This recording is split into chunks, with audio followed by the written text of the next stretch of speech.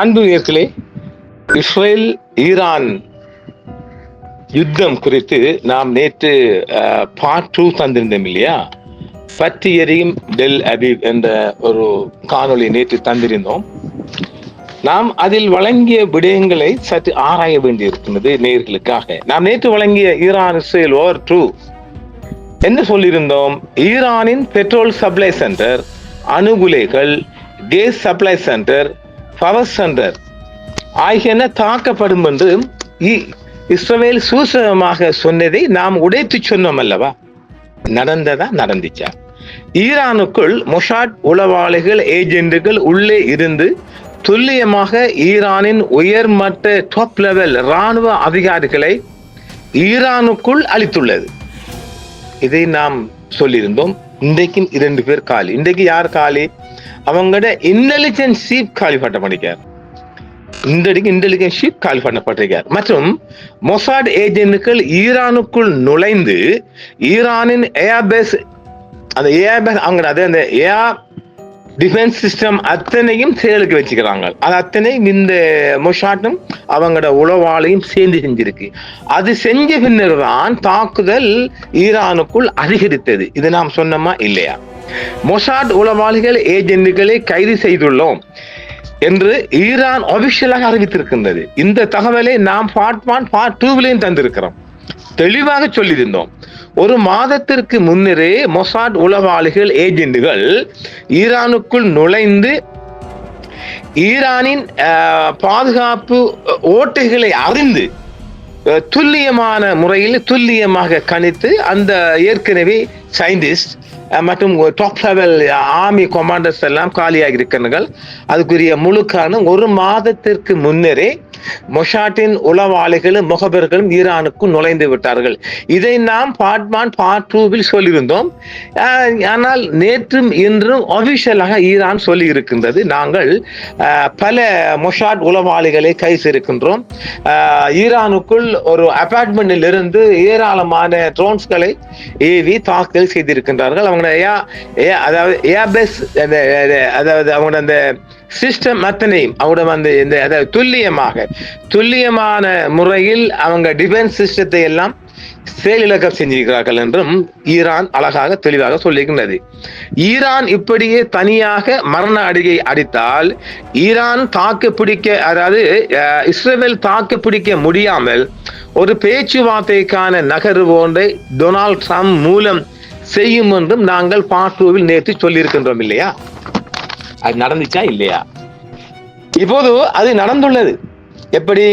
நேற்று ரஷ்ய அதிபர் புடின் அவர்களுடன் டொனால்ட் ட்ரம்ப் அவர்கள் 50 நிமிடம் பேசியுள்ளார். இந்த பேச்சின் உச்சகட்டம் இஸ்ரேல் ஈரான் 2 பேரும் பேச்சுவார்த்தைக்குள் வர வேண்டும் என்று சூசகமாக டொனால்ட் ட்ரம்ப் தெரிவித்திருக்கின்றார். ஆனால் புடின் சொல்லி இருக்கின்றார், அது ஈரானை பொறுத்த வரைக்கும் அவர்களுடைய பாதுகாப்பு, அவருடைய அதிகாரிகளை தேடி வேட்டையாடு குறித்து அவர் தன்னை கண்டனத்தை தெரிவித்திருக்கின்றார். மற்ற விடயம் என்ன? அதாவது நாங்கள் இன்னும் ஒரு விடயத்தையும் நாங்கள் சொல்லியிருந்தோம். என்ன? அதாவது இந்த அணு உலைகள் சம்பந்தமாக, அதாவது ஏற்கனவே 2 கட்ட 3 கட்ட பேச்சுவார்த்தை செய்த நிலையில் அமெரிக்காவுக்கும் ஈரானுக்கும் இடையில் நடைபெறவிருந்த அணுசக்தி பேச்சுவார்த்தை திடீரென ரத்து செய்யப்பட்டுள்ளது. இது எப்போது? நாங்கள் இதை பார்ட் 1 பார்ட் 2 சொல்லியிருந்தோம். இது நடைபெறாது. எங்க? ஒமான் தலைநகர் மஸ்கட்டில் நடைபெற இருந்தது. இன்று சண்டே, இன்றைக்குத்தான் அது நடைபெறுந்தது. இன்று சண்டே நடத்தப்படவிருந்த குறித்த பேச்சுவார்த்தை ரத்து செய்யப்பட்டுள்ளதாக ஓமான் உத்தியோகபூர்வமாக அறிவித்திருக்கின்றது. இந்த நிலையில் இஸ்ரேல் ஈரானுக்கு இடையில் போர் பதற்றம் அதிகரித்து வரும் நிலையில் ஈரானுடன் அணுசக்தி பேச்சுவார்த்தையை மேற்கொள்ள அமெரிக்கா முன்வந்தது. ஆனாலும் அதுக்குரிய நிலையில் ஈரான் இல்லை என்றும் அதற்கான சந்தர்ப்பம் கை நழுவி போயுள்ளதாகவும் உலக வட்டத்தில் தெரிவிக்கப்படும். இதை நாம் பார்ட் 1 பார்ட் 2 சொல்லி இருந்தோம். இந்த பேச்சுவார்த்தை நடைபெற வாய்ப்பில் அதற்கான வாய்ப்பு தவறிவிட்டது என்று. செஞ்சிருக்கா இல்லையா? அடுத்த கட்டம் என்ன? மற்ற விடயம் என்ன? இஸ்ரேல் அணுகுண்டை கையில் எடுக்கும் என்று நாங்கள் பார்ட் 1 பார்ட் 2 தெளிவாக அழகாக சொல்லி இருக்கின்றோம். எப்படி? அதாவது இப்போ இஸ்ரேலுக்கு மரணடி பெருத்தடி அழிந்த சந்தேகம் இல்லை. ஆனால் ஒரு ஒரு யுத்த பாங்கிகள் மூலமாகவும் யுத்தத்தின் மூலமாகவும் நாம் பெரும் முன்னெடுப்புகளுடன் தாக்குதல் நடத்துவதால் ஈரான் வெற்றி பெற்றது என்று யார் சந்தோஷப்பட்டா? நாங்கள் உள்ளதை உள்ளபடி சொல்லி இருக்கின்றோம். சில நேர்கள் சொல்லுகின்றார்கள், நீங்க முஸ்லீம் தான், முஸ்லீமுக்கு சப்போர்ட் உண்டு அப்படின்றத நாம எல்லாத்தையுமே சொல்றோமே. அதாவது போர் ஒன்று வந்தால் மழை போன்ற வானிலை காலநிலை போரும் மாறும். இப்ப நேற்று நாங்க என்ன சொல்லியிருந்தோம், இஸ்ரேல் டெல் அவி பற்றி எரியுது, உண்மைதானே? நாங்க கட்டிக்க வந்தோம் இல்லையே, நாங்க அள்ளியா விட்டோம் இல்ல. இன்றைக்கு என்ன நடக்குது? அவங்கட அதாவது டெஹ்ரான்ல அவங்கட எண்ணெய் கிடங்குகள் பற்றி எரிகின்றது. அதை அணைக்க முடியல, அணைக்க இயல, அந்த அளவுக்கு பற்றி எரியுது. இதை நாம சொல்லலாமா ஈரான் அடித்தது இஸ்ரேல் அழிந்தது அப்படி சொல்லலாமா? அப்படி சொன்னா அதாவது இந்த நேர்கள் என்ன எதிர்பார்க்கிறாங்கன்னு இஸ்லாமோபியா, இந்த இஸ்லாத்துக்கு எதிரானவங்க என்ன நினைக்கிறாங்க என்றால் இஸ்ரேல் வெல்லணும். இங்க உள்ள இஸ்லாமியர்களும் மற்ற இந்த தமிழ்நாடு இந்தியாவுக்கு உள்ள இஸ்லாமியர்களும் ஈரான் வெல்லணும். அடையாப்பா, நீங்க நினைத்து ஒரு யுத்தத்தை வெற்றி பெற இல்லாது. அதை நல்லா எல்லோரும் புரிந்து கொள்ளுங்க. ஒரு நடக்கிற விடயத்தை சொல்லலாம், நடக்க போறதை சொல்லலாம். இப்ப இன்றைக்கு என்ன வானிலை என்ன சொல்லும்? நாளை திங்கட்கிழமை காலை 6 மணிக்கு இப்ப ஜப்பானுக்குள்ள இருந்த நான் சொல்வேன், ஒரு வாரத்துக்கான வானிலை அவன் சொல்லுவாங்க.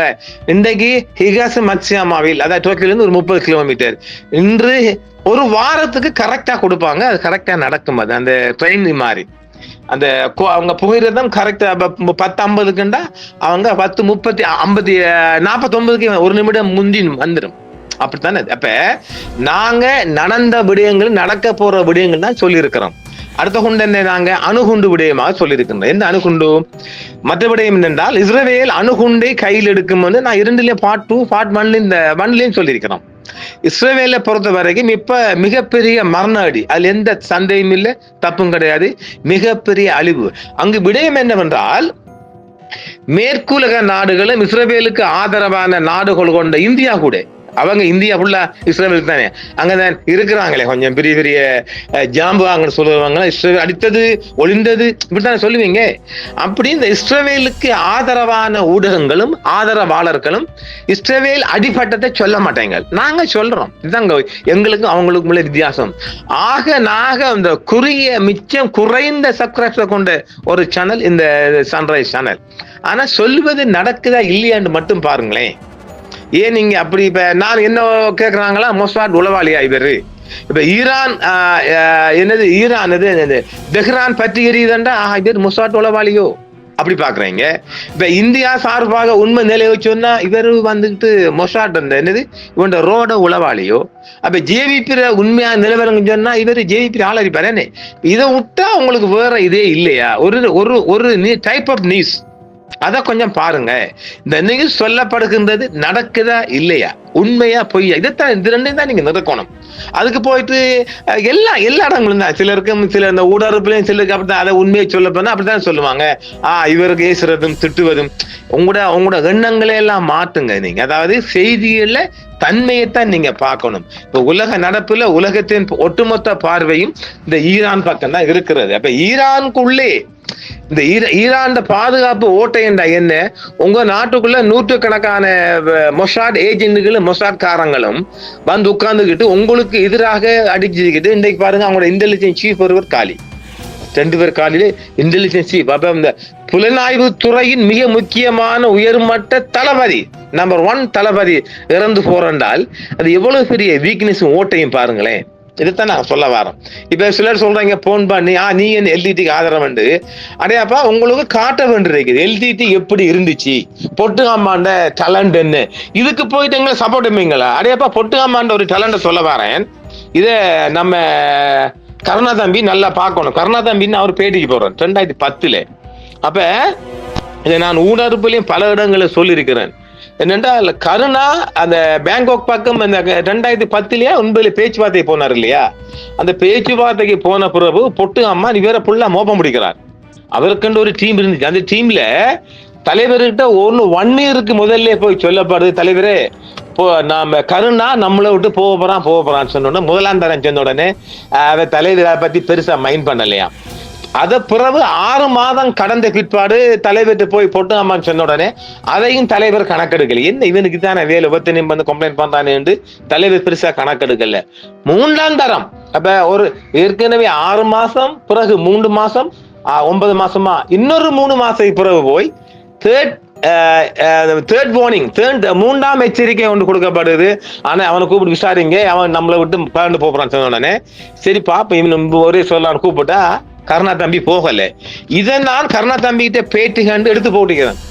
யாரு நம்மட கருணா தம்பி நான் பேட்டி அவர் அந்த ரீகபிடேஷன் டிப்யூட்டி மினிஸ்டர் நினைக்கிறேன்.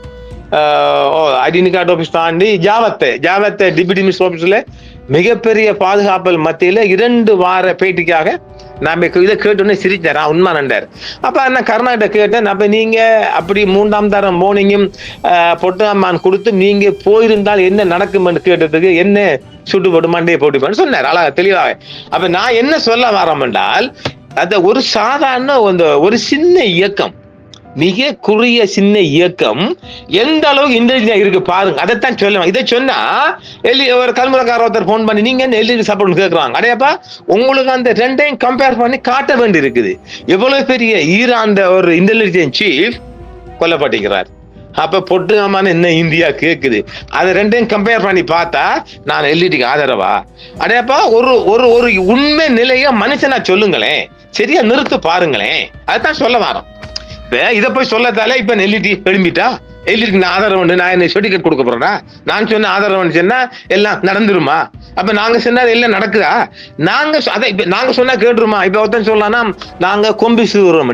உங்களோட தமிழ் செய்தி யாரு இஸ்ரேலுக்காரனும் ஈரான்காரனும் பார்க்கானா? அடையாப்பா ஒரு நாட்டுல உலகத்துல நடக்கிற சம்பவங்களை நம்முடைய தமிழ் மக்கள் அறிந்து கொள்ளட்டும். அந்த ஒரு நோக்கமே ஒழிய நாம சொல்றதால அந்த யுத்தம் நிக்க போறோம்ல, நாங்க சொல்றதால யுத்தம் நீடிக்க போறோம்ல. அது நாடுகளுக்கு இடையேயான யுத்தத்தை ஆய்வாளர் என்ற ரீதியில ஆய்வு ரீதியாக நடக்க போற விடயங்களை சொல்றது. எங்க நம்ம ஊடகப்புல இருந்து நம்மள தொடர் ஆட்களுக்கு நிறைய புரிஞ்சிருக்கு. நாங்க சொல்றது நடக்குதா இல்லையா அதைத்தான் பார்க்கணும். இந்த புது இந்த விசில் அடிச்சான் குஞ்சியல் வந்துகிட்டு நமக்கு கரை சொல்ல வரக்கூடாது. இந்த சேனல்ல ஒரு மான மரியாதை வந்தா மட்டும்தான் நீங்க இருக்கலாம். இல்லன்னா நீங்க வந்த வழி ஓடி போயிட்டு இருக்கணும். அதுக்கு வேற சேனல்ல போயிட்டு உட்கார்ந்து வச்சுட்டு கடையில வியாபாரம் பண்ற மாதிரி வியாபாரம் பண்ண இடம் இல்லை. இது உண்மையை உரைத்துரைப்போம், உண்மையை எடுத்து சொல்லுவோம், என்ன நடக்குதோ அதைத்தான் சொல்லுவோம், நடக்க போறதையும் சொல்லுவோம். அதான் நடந்திருக்குது. இந்த பார்ட் 2 நடந்து அத்தனை அரங்கேறிக்கா இல்லையா அதைத்தான் நீங்க பார்க்கணும்.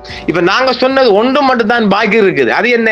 அணுகுண்ட இஸ்ரேல் இன்னும் கையில் எடுக்கும். கொஞ்சம் பொறுமையா இருங்களேன், அது எடுக்கும்.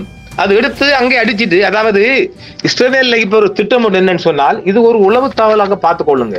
எந்த எடுத்த மட்டும் கேட்காதங்க. அதெல்லாம் அப்படிதான் நாங்க கொண்டு வரோம். இது எங்க சொல்லுவாங்க, அதாவது இஸ்ஃபஹான் சிட்டிலையும் நடாங் சிட்டிலையும் கேப்ரிஷ் சிட்டில இந்த 3 ஈரான் சிட்டி போலும்.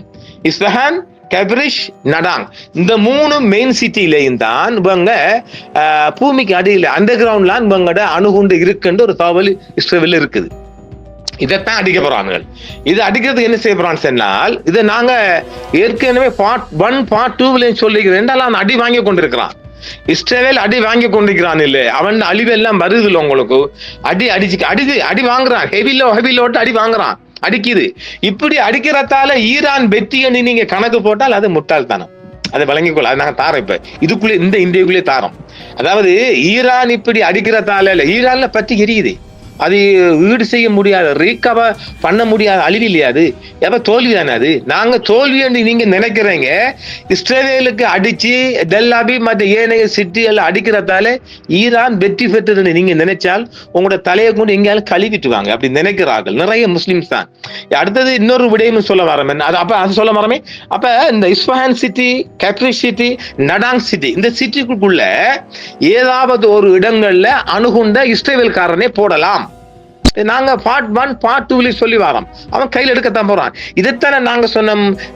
ஒரு குறுகிய நேரத்துக்குள்ள இந்தியாவுக்குள்ள பாகிஸ்தான் நடந்த மேட்டரை அவன் சற்று நரவுல, அதாவது மயிரிழையில் இந்தியா தப்பிரிக்குது. இதைத்தான் நீங்க பார்க்கணும். இதை கூடுதலாக அறிந்து கொள்ளுங்க. அந்த வகையில இப்ப இஸ்ரேல் அடி வாங்கினான். ஏன்னா அமெரிக்கா சொல்லிட்டு லேட்டஸ்டாக நாங்கள் இதுக்கு சம்பந்தம் இல்லைன்னா மெல்ல வளவுறான். ரம்மாமா வலுவுது ஆயுதம் தாரம் எங்களை உள்ளு கூப்பிடாதே. அப்ப வலிந்து அமெரிக்காவை உள்ளுக்கு எடுக்க பாக்குது இஸ்ரேல். அதுக்கு அமெரிக்கா இன்னும் இடம் இல்லை, அது வாரம். அப்போ இஸ்பான் சிட்டி, கல்பிரிஷ், நடாங் சிட்டில ஏதாவது இந்த 3 இடங்கள்ல 2-3 அணுகுண்ட போட்டுட்டு ஐயோ இது நாங்க போடல அவங்கட அணுகுண்டு தான் தற்செயலா வெடிச்சிருக்கு, லீக் ஆகிருக்கு கதையை பரப்ப மிக மிக அதிக வாய்ப்பு இருக்கு. அந்த அணுகுண்டு ஈரானுக்குள் மிகப்பெரிய சேதத்தை கொண்டு வரும். அப்படி நடந்தால் ஈரானுக்கு நஷ்டமா லாபமா, தோல்வியா வெற்றியா, இதைத்தான் நாங்க ஆரம்பிச்சு சொல்லி கொண்டு இருந்தோம். இதை கூட இப்ப இந்த பலஸ்தீன் யுத்தம் வந்தோடனேயே நாங்க பதிவு செஞ்சுட்டு ஆதாரம் இருக்குது. அது மிகப்பெரிய அழிவுகளை நஷ்டத்தையும் பலஸ்தீன் சந்திக்கும். வேறு வழி இல்லை, அது வேறு வழியே கிடையாது. அது அந்த மாதிரி ஈரான் வளைகுடாவில் ஒரு சண்டை நாடுறதுக்கு வாய்ப்பு இருக்கு. என்னென்றால் அரபி நாடுகள் எல்லாம் ஒன்று சேருமா. இப்போது இந்த அவங்களோட ஏர்பேஸ் எல்லாம் ஓபன் பண்ணி கொடுத்திருக்கிறாங்க சவுதியும் சேர்ந்து. அதனால இப்பொழுது டெல் அவீவ் பக்கம் மிக அதிகமான அழிவுகளை இஸ்ரேல் சந்திச்சிருக்குது. இஸ்ரேலை பொறுத்த வரைக்கும் மிகப்பெரிய அழிவுகளை கண்டிருக்கின்றது. எப்படி அவங்களோட ஏர்போர்ட் அடிபட்டு இருக்கான். அதுல என்னது எந்த ஏர்போர்ட், ஹைபா ஹாபர். முதல் ஹைபா ஹாபருக்கு வருவோம். ஹைபா ஹாபர்ல மிகப்பெரிய ஒயில் வளம். அவங்களோட நீங்க இந்த ஒயில் என்று சொல்லுகின்ற போது எல்லா எண்ணெயும் எடுத்துக்கொள்ளுங்க. ஒரு ஊடகத்துல பிரிச்சு ஒயில் வர, டீசல் வர, கச்சா எண்ணெய் வர தாரல, கிடங்கு என்று சொல்லக்கூட எல்லாவற்றையும் எடுத்துக்கொள்ளுங்க. அப்ப இப்பொழுது இந்த தெஹ்ரான் சிட்டிக்குள்ள கச்சா எண்ணெய்கள், புரியுதா, பெட்ரோல், டீசல், அப்படி எல்லா வளமும் கொண்ட அந்த என்னது டாங்கிகளா என்ன சொல்லுவோம், கச்சா எண்ணெய் கொண்ட இந்த கிடங்குகள் தான் பற்றி எரிஞ்சு கொண்டு இருக்குது. அதை அதை வந்துட்டு எடுக்க முடியல, அதை அமைதியாக்க முடியல. அடுத்து என்ன, இந்த ஹைபா துறைமுகம் அவங்களோட ஹாபர் இஸ்ரேல்ல, அங்கேயும் 70 விதமான டேமேஜுடன் அதே ஆயில் சென்டர் எரியுது. அப்ப பாருங்க, ரெண்டும் ஈக்குவல் ஆகுது. அடுத்த கட்டம் என்ன, நெல் அவங்களோட வயல் பற்றி எரியுது. அடுத்த பக்கம் என்னன்னு சொன்னால் ஆயிரக்கணக்கான ட்ரோன்ஸ் மூலம் இஸ்ரேலுக்குள் தாக்குதல். இப்ப இஸ்ரேல் பக்கம் எடுத்துக்கொண்டோம் என்றால் கிட்டத்தட்ட 8 சிட்டிகள், டெல் அவீவ் கீழே உள்ள நகர்ப்புறம் தாண்டிய கொஞ்சம் சிட்டிகள், 8 சிட்டிகளும் அந்த ட்வின் டவர் மாதிரி இந்த மலேசியா அமெரிக்காவில் இருக்கு இல்லையா, துபாயில் இருக்கு இல்லையா, மிகப்பெரிய டவர் ஒன்று காலி. அது 70 வீதம் டிஸ்ட்ராய்ட் அண்ட் டேமேஜ். இது மத்திய சென்ட்ரல் இஸ்ரேல்ல உள்ள இடம். நெக்ஸ்ட் என்ன, உஸ்மான் சயின்ஸ் சென்டர் சொல்லி அதுக்கு மிகப்பெரிய சேதம், ஃபுல் டேமேஜ் அண்ட் டிஸ்ட்ராய்ட். அதுல இனி அந்த பில்டிங்கை அப்படியே எடுத்துட்டு அந்த ரிமூவ் பண்ணிட்டு நியூ பில்டிங் கட்டணும். கிட்டத்தட்ட ஒரு 7 பேர் டெத் என்றும் 70 பேர் காயம் என்றும் சொல்லப்படுது. ஒரு வேறு இடத்திலிருந்து கிடைக்கப்பட்ட செய்தியும் அரபு தேசங்களும் உள்ளிருந்து அதாவது அங்கிருந்தா அந்த நாங்க மீண்டும் சொல்ல என்னென்றால் இஸ்ரேல் பற்றிய அழிவு செய்திகள், அவங்களோட டேமேஜ் செய்திகள் வெளிவராது. அப்ப இந்த இஸ்ரேல் அடிக்கிறது மட்டும்தான் ஈரானுக்குள் இருந்து வெளிவரும். ஆனால் உண்மையா சொல்ல போனால் இஸ்ரேல் மிகப்பெரிய டேமேஜ் பட்டுட்டு, அதை நாங்கள் சரியாக சொல்ல போனால் லெபனான், அது பக்கத்துல இந்த பலஸ்தீன் தேசங்கள் எப்படி இருக்குது, பில்டிங்கள் அழிந்தா போல அதே நிலைக்கு வந்துட்டு இஸ்ரேல் அரசன் அன்று கொள்ளுவான், தெய்வம் நின்று கொள்ளுவான். ஆனால் என்ன, இஸ்ரேலை பொறுத்த வரைக்கும் பிட்வீன் 1 இயருக்குள் அதோட பல மடங்கு பில்டிங் எழும்பிடும்.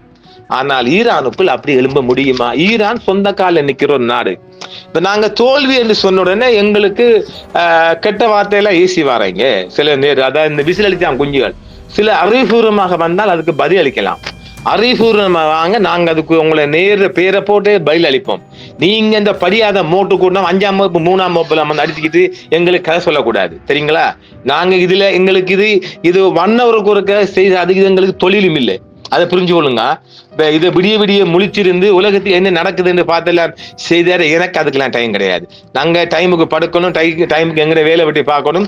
கிடைக்கின்ற ஃப்ரீ டைமை மட்டும் தான் நான் யூஸ் பண்ணி கொள்ளலாம். இப்ப நேற்று ஒன்று சான்றதுக்கு ஏன்னா ஏகப்பட்ட செய்தி பெண்டிங் இருக்கு, நீங்க பார்க்க மாட்டீங்களே. நீங்க ஃபுல்லா ஈரான் பக்கம் நிக்கிறீங்களே, ஈரான் பக்கம் உங்களுக்கு இதுவரை எங்கேயுமே கிடைக்காத செய்திகள் நாங்க தந்து கொண்டு இருக்கிறோம். அப்ப ஆக இஸ்ரேல் மிகப்பெரிய அழிவை சந்திச்சிருக்கு. இப்ப போருக்கு தானாக இழுக்கிறாங்க அமெரிக்கா போருக்குள்ள வர விரும்பல. அது ஒரு புறம் இருக்க, பாகிஸ்தான் பாகிஸ்தான் சொல்லியிருக்குது, அதாவது பாகிஸ்தான் எச்சரிக்கை ஒன்று கொடுத்திருக்கு. பாகிஸ்தான் என்னன்னு சொன்னால், அணு ஆயுதங்களை ஈரான் மீது இஸ்ரேல் அமெரிக்காவோ கொண்டு தாக்கினால் நாங்கள் நேரடியாக எங்களது அணுகுண்டை கொண்டு தாக்குவோம். எங்க அமெரிக்கா சேர்ந்திருக்கிற இடங்கள்ல இல்ல, அங்க அரபு தேசம் எங்கெங்க இருக்கோ அவங்கள்ட்ட 1000 கிலோமீட்டர் எல்லாம் தாண்டி ஓடக்கூடிய ஐட்டம் வச்சுக்கிறாங்கல்ல, அதை பாகிஸ்தான் யூஸ் பண்ணுமென்று பக்கபலமாக தோளோடு தோல் நின்று பாகிஸ்தான் அந்த ஈரானுக்கு உதவுவதாக பாகிஸ்தான் கொடுத்துட்டு. அடுத்த செய்தி என்ன? சீனா முற்றுமுழுதாக, அதாவது சைனா சொல்லுது என்னென்றால், ஈரான் தன்னை பாதுகாத்து கொள்ளும் உரிமை உண்டு. சீனாவுக்குள் இஸ்ரேல் அத்துமீறி மன்னிக்கும், அதாவது ஈரானுக்குள் இஸ்ரேல் அத்துமீறி ஈரானிய உயர்மட்ட இராணுவ அதிகாரிகளை தாக்குவது என்பதை நாங்கள் ஒருபோதும் ஏற்றுக்கொள்ள மாட்டோம் என்று சீனா சொல்லிடுச்சு.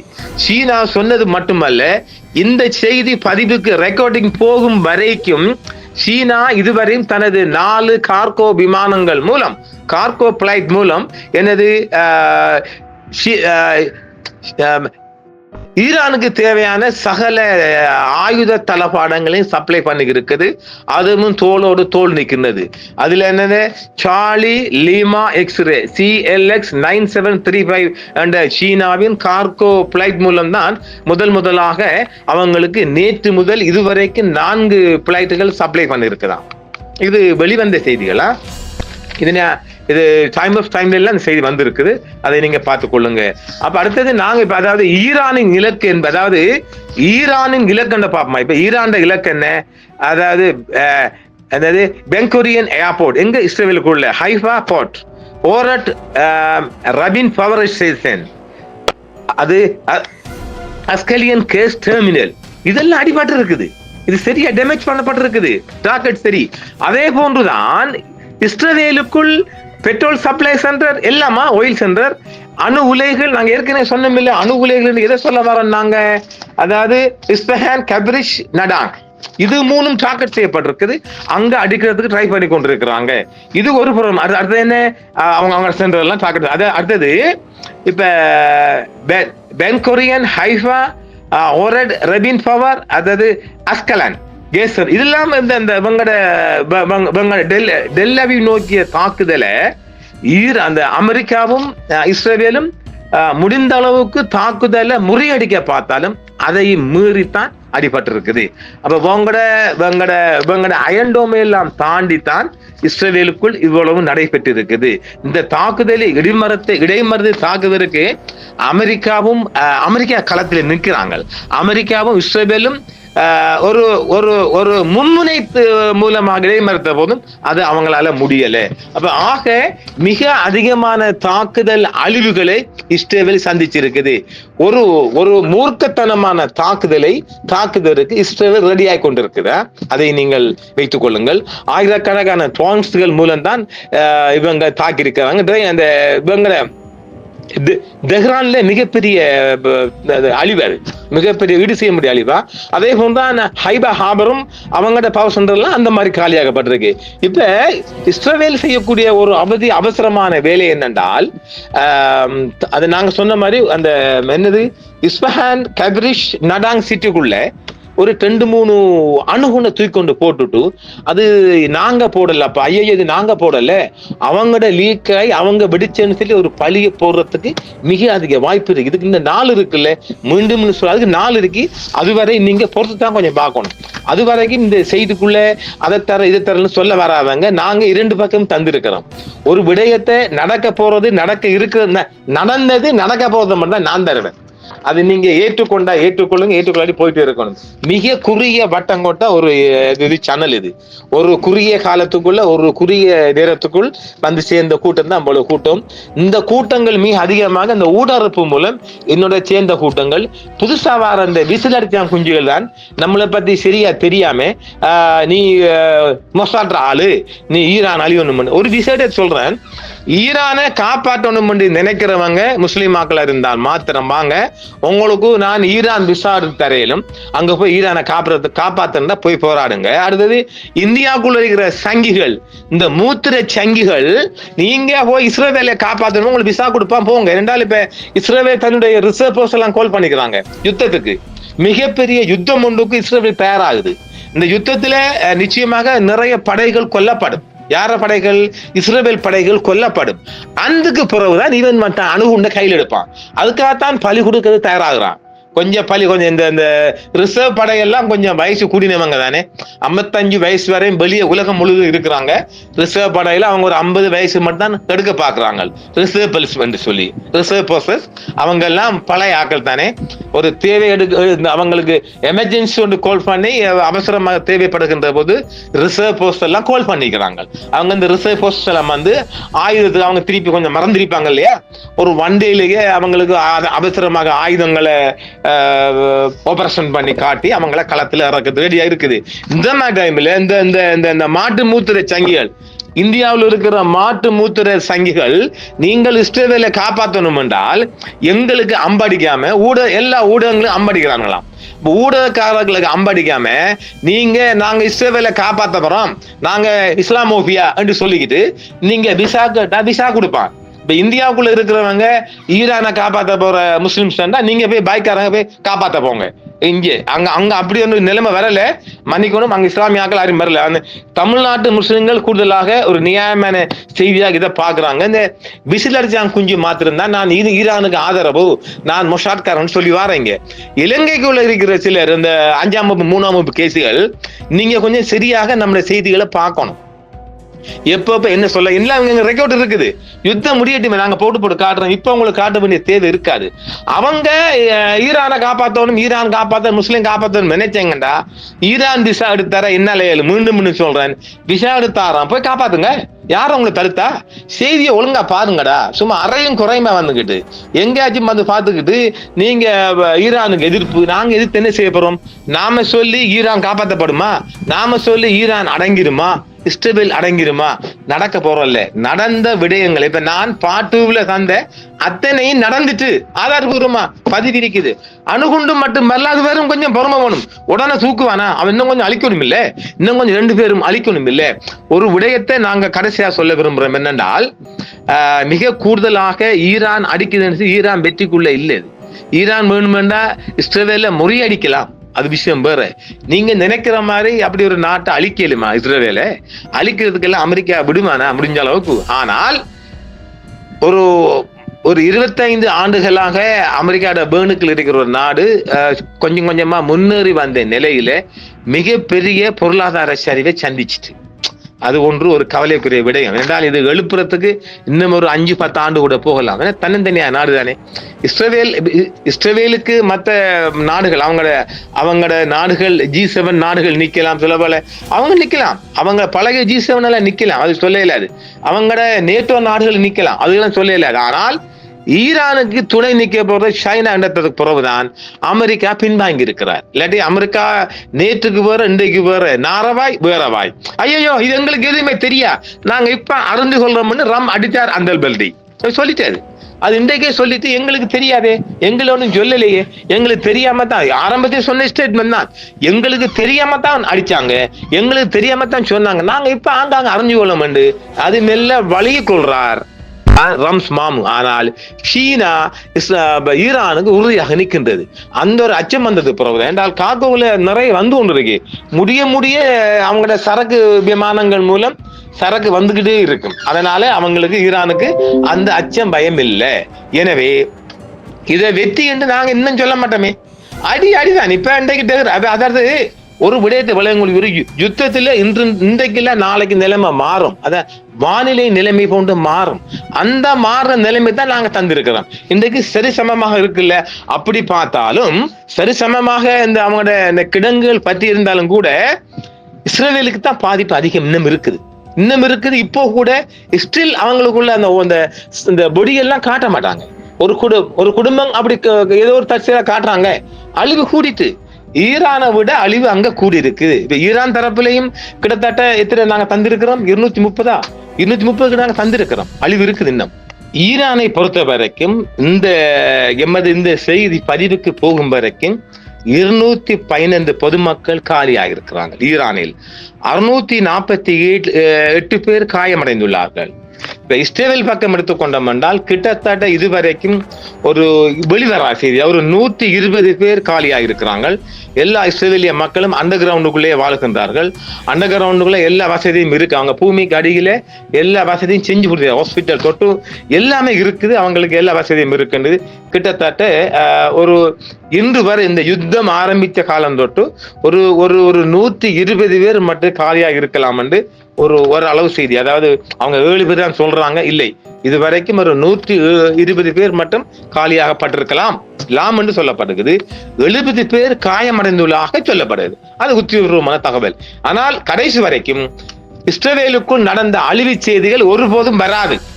எங்கேயாவது இப்படியாக வந்தா தான் ஒன்றும் ஐயோ நாங்க ஒன்றும் சாகலையே, நாங்க ஒன்றும் படலையே, நாங்க கொடுத்திருக்கிறோம் என்றுதான் சொல்றாங்களே ஒழிய இஸ்ரேல் பக்கம் அளிக்கப்பட்ட அழிவு செய்தி ஒன்றும் வராது.